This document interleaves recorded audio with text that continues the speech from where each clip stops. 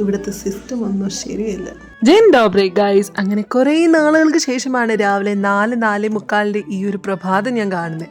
So we are finally back. 3.5 വീക്സിന്റെ വെക്കേഷന് ശേഷം ഇതിർക്കൊട്ടിന്റെ കിൻഡർ ഗാർഡൻ ഇന്നോട്ട് റീസ്റ്റാർട്ട് ആയിട്ടുണ്ട്. രാവിലെ തന്നെ അവനെ ഞങ്ങൾ ഡ്രോപ്പ് ചെയ്യാനുള്ള പോക്കാണ്. പാവം എന്നും ഡ്രോപ്പ് ചെയ്യുന്നതിനേക്കാളും വളരെ നേരത്തെ, അതായത് കറക്റ്റ് ഒരു 7 മണിയായപ്പോൾ അവനെ ഞങ്ങൾ ഡ്രോപ്പ് ചെയ്യാൻ പോയപ്പോൾ ഉറക്ക ക്ഷീണത്തിലാണ് ആളെ നേരെ അവന്റെ ക്ലാസ്സിലോട്ട് കയറി പോയത്. എത്ര ക്ഷീണം ഉണ്ടെങ്കിലും അവന്റെ ഫ്രണ്ട്സിനെ കാണുമ്പോൾ അവനൊരു ഓട്ടമുണ്ട്. സോ അവനെ ഇത്രയും നേരത്തെ ഞങ്ങൾ ഡ്രോപ്പ് ചെയ്തിട്ട് ഇപ്പൊ പോകുന്നത് ഒരു അപ്പോയിന്റ്മെന്റിന് വേണ്ടിയാണ്. അതും കഴിഞ്ഞ വർഷം എടുത്തിട്ട് ഒരു അപ്പോയിന്റ്മെന്റ്. എന്ത് ചെയ്യാനാ, ഈ അപ്പോയിന്റ്മെന്റ് ഒക്കെ ചില സമയത്ത് കിട്ടാൻ ലേശം പാടാണ് ഇവിടെ. അപ്പൊ നമ്മളിന്ന് വന്നിട്ടുള്ളത് ഇവിടുത്തെ ഒരു ഗവൺമെന്റ് ഐ ഹോസ്പിറ്റലാണ് എന്റെ ഐ ടെസ്റ്റ് ചെയ്യാൻ വേണ്ടി. ആൻഡ് ഈ ഒരു ബിൽഡിങ്ങിന്റെ പുറത്തെത്തി ആ ബോർഡ് വായിക്കുമ്പോഴാണ് ഇതൊരു ഹോസ്പിറ്റൽ ആണെന്ന് തന്നെ നമുക്ക് മനസ്സിലാവുന്നത്. അവിടെ എത്തി രജിസ്ട്രേഷൻ ഡെസ്കിൽ പോയി പുള്ളിക്കാരി എനിക്കൊരു 2 നമ്പർ തന്നു. ഞാൻ മനസ്സിലാക്കിയത് ഒരെണ്ണം റൂം നമ്പറും ഒരെണ്ണം ടോക്കൺ നമ്പറും ആയിരുന്നെന്നാണ്. പക്ഷെ അങ്ങനെയല്ല, രണ്ടും 2 റൂം നമ്പർ ആയിരുന്നു. ആദ്യം റൂം നമ്പർ 27 പോകണം, അതിനുശേഷം റൂം നമ്പർ 80 പോകണം. സാധാരണ എങ്ങനെയാണ്, നമ്മളവിടെ ചെല്ലുന്നു, നമ്മുടെ ടോക്കൺ അവർ നമ്മൾ വിളിക്കുമെന്നൊക്കെയല്ലേ നമ്മൾ പ്രതീക്ഷിക്കുന്നത്. പക്ഷെ അങ്ങനെ ഒന്നുമല്ല. ഞാനൊരു 3/4 മണിക്കൂറോളം വെയിറ്റ് ചെയ്തതിന് ശേഷമാണ് എനിക്ക് മനസ്സിലായത്, നമ്മൾ വരുമ്പോൾ തന്നെ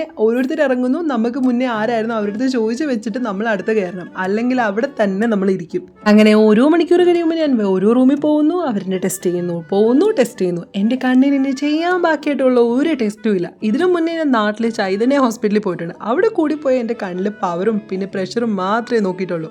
എന്തായാലും രാവിലെ 7 മണിക്ക് വീട്ടിൽ നിന്ന് ഇറങ്ങി ഞങ്ങൾ അവിടുത്തെ ഓരോ ടെസ്റ്റും എല്ലാം കഴിഞ്ഞ് തിരിച്ചിറങ്ങിയത് ഉച്ചയ്ക്ക് 2:30 കഴിഞ്ഞതിന് ശേഷമാണ്. ഇതിപ്പോ നാട്ടിലെ ചൈതന്യ ആയിരുന്നാലും ഇവിടുത്തെ ഗവൺമെന്റ് ഹോസ്പിറ്റൽ ആയിരുന്നാലും കണ്ണാശുപത്രിയിൽ പോയി നമ്മൾ കട്ട പോസ്റ്റ് ആയിരിക്കും. പിന്നെ ആ ഒരു ദിവസം നമ്മൾ കണ്ണാടി എടുക്കാനും കൂടെ മറന്നാൽ ബലേ ബേഷ്. എന്റെ പൊന്നോ, കണ്ണ് ഡയലേറ്റ് ആയിരുന്നതിന്റെ കൂടെ ഇത്രയും വെയിലൂടെ ആയപ്പോ എനിക്ക് ഒരു പക കാണാൻ വയ്യ. അങ്ങനെ എങ്ങനെയെങ്കിലും ഒക്കെ വീടെത്തി കുറച്ച് തണ്ണിമത്തനും ബിരിയാണിയും കഴിച്ചപ്പോൾ എല്ലാ ക്ഷീണവും അങ്ങ് മാറി. അപ്പൊ പുതിയൊരു വീഡിയോ നാളെ കാണാം. Bye bye.